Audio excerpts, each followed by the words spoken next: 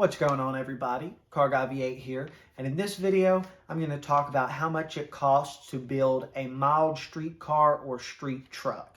Now keep in mind when you hear these prices that some of the stuff I bought early in 2022 and some of this stuff I bought this year, even up to just a month or two ago.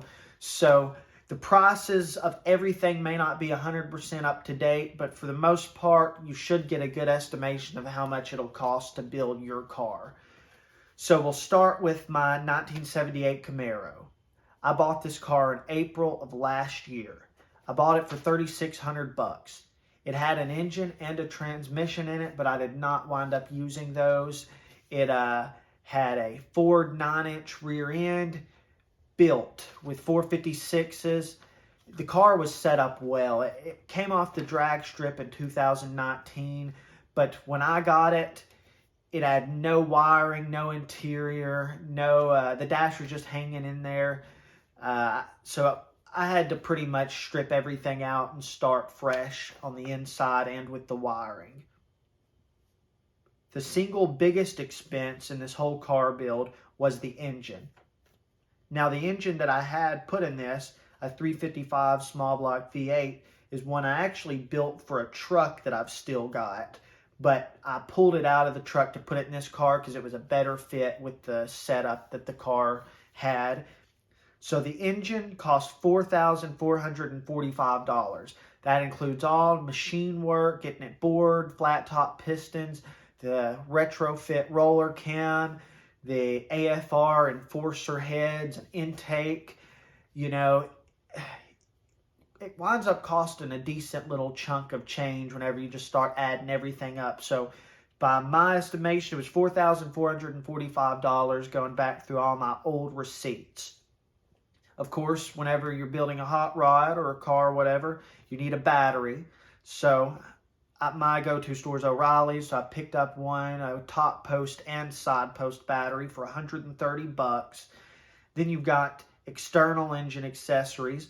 I was able to find some high-rise valve covers for my roller rockers that I had on it, just some PRW roller rockers that were on that engine. But I found some valve covers for $20 from a buddy of mine.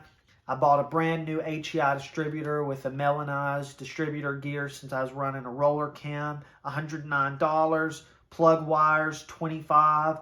Spark plugs, $30. This engine, it doesn't just take the regular small block Chevy spark plugs because it's got I forget what they call it off the top of my head, but the plug is pretty long, has to go in pretty deep in those AFR heads. So $30 for that. I bought a Holley 750 double pumper from a buddy of mine. I gave $100 for it, and then I had to rebuild it, and I got another couple of little accessories for the carburetor as well. So all in all, $190 for the Holley and all of its accessories. Air cleaner, $32. The headers and the exhaust. I run a pretty simple Trudel setup, just straight back, but I used Hedman headers and my exhaust piping, gaskets, and all of that, including 20-inch glass packs, $490 for the entire exhaust setup. I got a one-wire alternator, $60. So simple to set up. If you're building a little street car, I recommend a one-wire alternator if you're not running a whole lot of accessories inside the cab or anything. $60 for that. Water pump, $27 from Rock Auto. Pulley set, $111. And then here's something you might overlook, but it really starts to add up once you start just reading the list. Fluids. Every vehicle needs fluids, but whenever you're starting from scratch, with a fresh engine, or even if you just get an engine, then you dump every fluid to replace it. Oil and filter, $60 for what I bought. Transmission fluid, Dexron 3 for my Turbo 400, $80. Coolant, $30. That's 2 or 3 full gallons plus your regular water you have to run. Fuel line, $39. I bought just a 60-foot pack. I believe it was from Summit Racing. Coolant reservoir, $23. Radiator hoses, $48, just two. This thing didn't have a heater, so just an upper and lower custom radiator hose. The interior. I actually put Fox body seats in this car because I already had them. Some people hate that, but they're so comfortable, so it's a hot rod anyway, so who really cares? $300. Even though I already had them, I had somebody offer to buy them from me for $300. My switch panel, my electrical switch panel, $78. Gauges, $290. I ran 6 gauges in this car. I wanted to be able to see everything. Wiring, $250. I didn't keep up 100% with how much I spent in wiring, so it might have been a little more than that, but I believe it was somewhere around $250 for all of the copper wire just running throughout the whole car. The drive line, Turbo 400 trans. I have a good buddy of mine who, luckily, he gave me a great deal on this. I had a Turbo 400 that needed rebuilt. He had one that was good but had some miles on it, so he told me give him my old one, and he gave me his for $60, and it's been running great for over 1,000 miles. I ran this Turbo 400 in another vehicle too, so $60 for it. The 4500 stall, $606. Drive shaft, $381. All of that, adds up to external.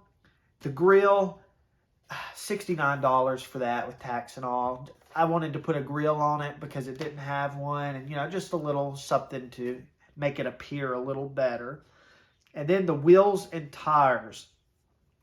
The rear wheels, 15x10 fake bead locks. Got them from a buddy for $100. I'm sure they were way more expensive than that new, but I have a lot of good buddies, so I'm able to find deals fairly often. So $100 for the rear wheels, and then $731 for all of the tires and the front wheels too, because I bought them new. So wheels and tires all in, $831 combined.